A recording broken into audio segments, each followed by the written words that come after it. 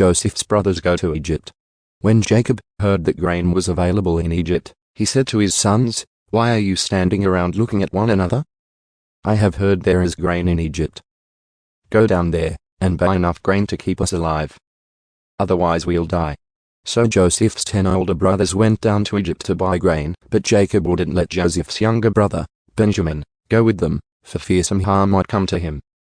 So Jacob's sons arrived in Egypt along with others to buy food, for the famine was in Canaan as well. Since Joseph was governor of all Egypt and in charge of selling grain to all the people, it was to him that his brothers came. When they arrived, they bowed before him with their faces to the ground. Joseph recognized his brothers instantly, but he pretended to be a stranger and spoke harshly to them.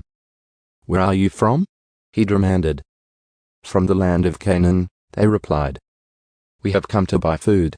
Although Joseph recognized his brothers, they didn't recognize him. And he remembered the dreams he'd had about them many years before. He said to them, "You are spies. You have come to see how vulnerable our land has become." "No, my lord," they exclaimed. "Your servants have simply come to buy food. We are all brothers, members of the same family. We are honest men, sir. We are not spies." "Yes, you are," Joseph insisted. "You have come to see how vulnerable our land has become." "Sir," they said, "there are actually 12 of us. We, your servants, are all brothers, sons of a man living in the land of Canaan. Our youngest brother is back there with our father right now, and one of our brothers is no longer with us." But Joseph insisted, "As I said, you are spies. This is how I will test your story. I swear by the life of Pharaoh that you will never leave Egypt unless your youngest brother comes here. One of you must go and get your brother. I'll keep the rest of you here in prison. Then we'll find out whether or not your story is true.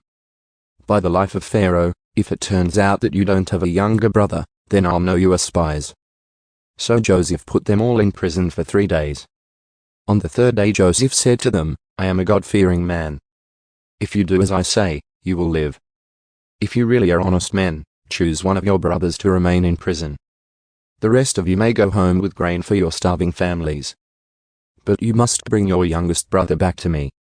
This will prove that you are telling the truth, and you will not die." To this they agreed. Speaking among themselves, they said, "Clearly we are being punished because of what we did to Joseph long ago.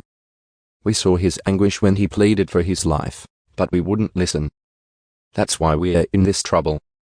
"Didn't I tell you not to sin against the boy?" Reuben asked. "But you wouldn't listen. And now we have to answer for his blood." Of course, they didn't know that Joseph understood them, for he had been speaking to them through an interpreter. Now he turned away from them and began to weep. When he regained his composure, he spoke to them again. Then he chose Simeon from among them and had him tied up right before their eyes. Joseph then ordered his servants to fill the men's sacks with grain, but he also gave secret instructions to return each brother's payment at the top of his sack. He also gave them supplies for their journey home. So the brothers loaded their donkeys with the grain and headed for home. But when they stopped for the night and one of them opened his sack to get grain for his donkey, he found his money in the top of his sack. "Look," he exclaimed to his brothers. "My money has been returned. It's here in my sack." Then their hearts sank. Trembling, they said to each other, "What has God done to us?" When the brothers came to their father, Jacob, in the land of Canaan, they told him everything that had happened to them. "The man who is governor of the land spoke very harshly to us," they told him. "He accused us of being spies scouting the land. But we said, 'We are honest men, not spies.' We are 12 brothers, sons of one father. One brother is no longer with us, and the youngest is at home with our father in the land of Canaan." Then the man who is governor of the land told us, "This is how I will find out if you are honest men. Leave one of your brothers here with me, and take grain for your starving families and go on home. But you must bring your youngest brother back to me. Then I will know you are honest men and not spies. Then I will give you back your brother, and you may trade freely in the land." As they emptied out their sacks, there in each man's sack was the bag of money he had paid for the grain.